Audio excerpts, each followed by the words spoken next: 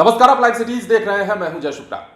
जरा सोचिए कि 110 की स्पीड से ट्रेन चले और अचानक यात्रियों को यह पता चले कि ट्रेन दो हिस्सों में बंट गई है। आपकी मनोदशा क्या होगी अगर आप उस ट्रेन में होंगे? जी हां, ऐसा ही कुछ हुआ है। बिहार के कटिहार जिले से हम आपको यह खबर बताने जा रहे हैं, जहां पर अचानक यात्रियों में तब हड़कंप मच जाता है जब उन्हें यह खबर लगती है कि जो ट्रेन वो चल रही है, जिस ट्रेन में वो बैठे हैं, वो ट्रेन दो हिस्सों में बंट चुकी है।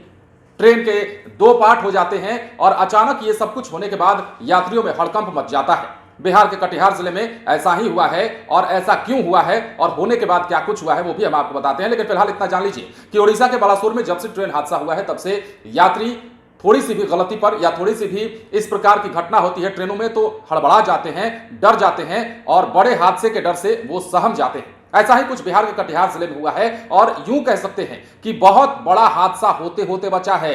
अगर यह हादसा हो जाता तो आज हम आपको खबर कुछ और बता रहे होते। क्या कुछ हुआ है वो भी जान लीजिए। दरअसल एनजेपी कटिहार रेलखंड के दलाकोला और सूरज कमल स्टेशन के बीच लोहित एक्सप्रेस ट्रेन का कपलिंग खुलने से ट्रेन दो भाग, उसके बाद यात्रियों में अफरा तफरी मच गया। अधिकारी के अनुसार इस घटना से किसी की तरह का कोई नुकसान नहीं हुआ है। B1 और B2 के बीच का कपलिंग खुलने के साथ साथ हाउस पाइप भी खुल गई थी, जिसके बाद ट्रेन का ब्रेक ऑटोमेटिक काम करने लगा। अलग हुआ हिस्सा करीब 300 मीटर तक चलता रहा। बोगी रुकने के बाद यात्रियों की जान में जान आई और उन्होंने चैन की सांस ली। ट्रेन के दो पार्ट में बंटने की सूचना के बाद आसपास के इलाके में सैकड़ों लोग जमा हो गए। हालांकि चालक और गार्ड की सूझबूझ से ट्रेन कपलिंग को फिर से जोड़ा गया। करीब 1 घंटे के बाद 4:53 पर ट्रेन को घटनास्थल से रवाना किया गया। कटिहार के डीआरएम कर्नल शुभेंदु कुमार चौधरी ने बताया है कि कपलिंग खुलने की घटना को लेकर जांच का आदेश दिया गया है। वरीय संरक्षा अधिकारी के नेतृत्व में टीम गठित की गई है। इस घटना को लेकर जो भी दोषी पाए जाएंगे उन पर विभाग कार्रवाई करेगी। सवाल ये कि आखिर बार बार इस प्रकार की घटनाएं क्यों होती हैं? कभी ट्रेन का पटरियों से डिरेल हो जाना, कभी ट्रेन की कपलिंग खुल जाना और कभी ट्रेन का दो हिस्सों में बढ़ जाना, तो कभी ट्रेन में आग लग जाना।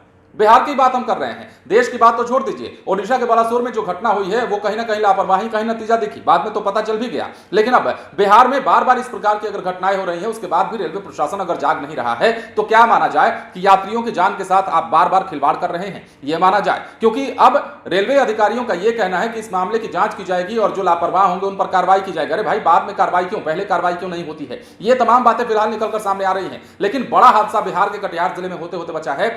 अगर ट्रेन की कपलिंग खुलने के बाद सूझबूझ नहीं दिखाई गई होती ड्राइवर के द्वारा, पायलट के द्वारा, तो समझिए कि यहां पर कितना बड़ा हादसा हो गया होता और कितने लोग हताहत हो गए होते, कितने लोग जान से गए होते, कितने लोग घायल हो गए होते। तो इस प्रकार की घटना बार बार होने के पीछे भी एक बड़ा सवाल खड़ा होता है और सवाल यह खड़ा होता है कि रेलवे प्रशासन आखिर बिहार में कब जागेगा? क्योंकि बिहार के पटरियों की स्थिति तो सुदृढ़ बताई जाती है। बार बार पटरियों से ट्रेन का डिरेल होना भी सामने आता है, खबरों में आप देखते हैं। बावजूद इसके कोई संज्ञान अगर नहीं लिया जा रहा है तो इसे क्या माना जाए, क्या समझा जाए? इसके अलावा यह भी जान लीजिए कि बताया यह भी जा रहा है कि लोहित एक्सप्रेस अपने नियत समय से 16 घंटे देरी से चल रही थी। ट्रेन किशनगंज स्टेशन पर करीब 3:26 पर पहुंचती है, 5 मिनट तक रुकती है और खुलते ही करीब 110 किलोमीटर प्रति घंटे की रफ्तार पकड़ लेती है। और इसी रफ्तार के बीच ट्रेन का कपलिंग खुलता है और इस रफ्तार में सोचिए 110 की रफ्तार बहुत ज्यादा होती है और ऐसे में जब कपलिंग खुल जाता है तो 300 मीटर की दूरी पर एक दूसरे के आसपास दोनों पार्ट चलने लगते हैं। जो ट्रेन का दूसरा हिस्सा होता है, पहला हिस्सा होता है, वो 300 मीटर की दूरी पर एक दूसरे के हो जाते हैं। सोचिए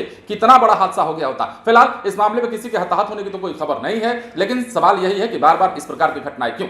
बने रहे लाइव सिटीज के साथ। यदि अब तक आपने हमारे चैनल को सब्सक्राइब नहीं किया तो सब्सक्राइब कर लीजिए ताकि हम आपको खबरों से अपडेट रख सकें। धन्यवाद।